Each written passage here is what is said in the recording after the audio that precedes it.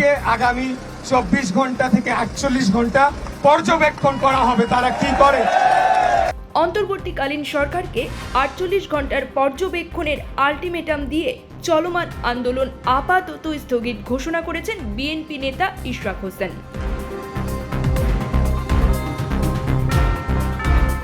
বৃহস্পতিবার 22 মে বিকেলে রাজধানীর কাকরাইল মোড়ে অবস্থান কর্মসূচিতে এসে তিনি এই ঘোষণা দেন। ইশরাক হোসেন বলেন, বাংলাদেশ জাতীয়তাবাদী দল একটি গণতান্ত্রিক নিয়মতান্ত্রিক দল যারা আইনের শাসনে বিশ্বাস করে। হাইকোর্টের রায় শোনার পর দলীয়ভাবে সিদ্ধান্ত হয়েছে আপাতত আন্দোলন স্থগিত রাখা হবে।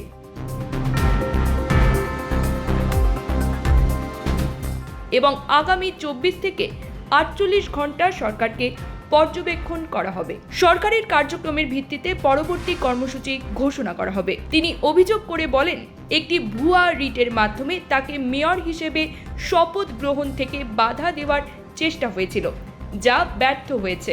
সবশেষে আইনের শাসনের বিজয় হয়েছে।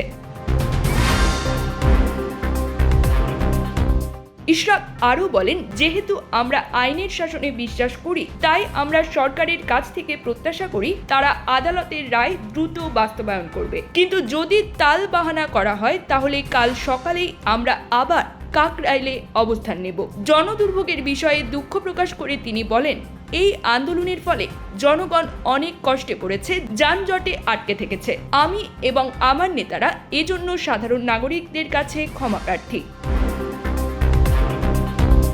আন্দোলন আমাদের পরিকল্পনায় ছিল না, সরকারই আমাদের বাধ্য করেছে। তিনি আরও বলেন, গতকাল আমি বলেছিলাম অন্তর্বর্তীকালীন সরকারের ভেতরে থাকা দুটি ছাত্র প্রতিনিধি যারা একটি নতুন রাজনৈতিক দলের সংগঠক, তাদের পদত্যাগ না হওয়া পর্যন্ত এই আন্দোলন চলবে। আমি আজও সেই ঘোষণা পুনর্ব্যক্ত করছি। এর আগে বুধবার সকাল থেকে ইশরাক হোসেনকে ঢাকা দক্ষিণ সিটি কর্পোরেশনের মেয়র হিসেবে শপথ পড়ানোর দাবিতে কাকরাইলে অবস্থান কর্মসূচি পালন করেন বিএনপি নেতাকর্মীরা।